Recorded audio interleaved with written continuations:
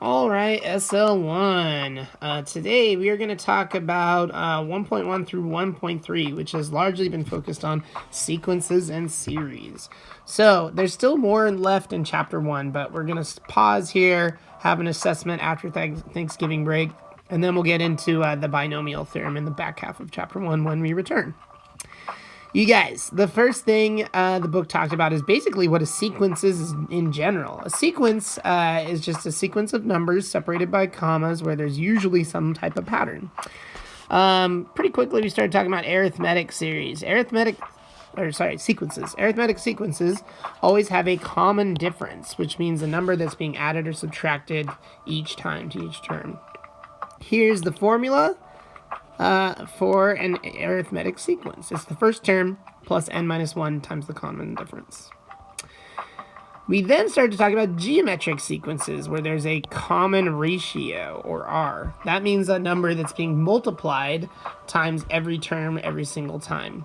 That can be the whole number, like 2 or -2, or it could be fractions, like 1/2 or 1/3 or 1/5. Remember, it's not like dividing by a number every single time. Just think of it as multiplying by a fraction. Geometric sequences in general are the first term times the common ratio to the power of n minus 1. We also did a little bit of work on recursive sequences. Remember that there's lots of different types of recursive sequences, but all of them always involve a u sub n minus 1, which means the previous term. We also started looking at sigma notation. So I just did a little general sigma notation. Remember that sigma is just an adding machine that adds together all these terms, whatever they look like. It always starts with the number on the bottom of the sigma and stops with the number on the top. Now, what this part looks like can be different. It can be arithmetic or geometric or neither, but you can always expand these out into all the terms being added together up until, wherever it tells you to stop on the top.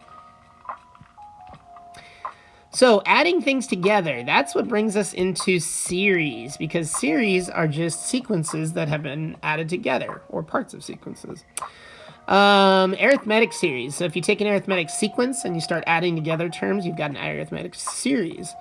Remember that you can use the sort of Gaussian way where you take the bottom one and the top one and then multiply it by how many pairs there are.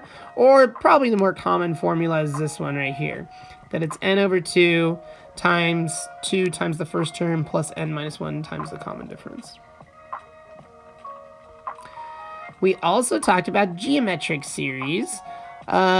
This is probably the most common. Like, there's another flipped around version, but they're both kind of the same thing. It's like the first term times 1 minus r to the n all over 1 minus r, the common ratio. That's when you have a geometric, like the numbers are changing geometrically, but you're trying to add together a finite portion of the sequence into a series. We also talked about this special case when you have an r value that's in between -1 and +1, or the absolute value is less than 1. So if it's like being multiplied by a fraction that makes the number smaller and smaller and smaller every time, you can actually add together an infinite sequence using this formula right here. It's the first term over 1 minus r. I always think of that like that's the same as this formula, except for this part right here would go to 0, because if you take a fraction and raise it to a power infinitely, it gets smaller and smaller and smaller and eventually approaches 0. You guys, pretty short and sweet. That's about all we got for this. Really, the work is just like specific problems and the algebra, so make sure you're trying all those review problems and the homework problems. That's really going to help come test time. Have a great and safe break, you guys. We'll see you on Monday.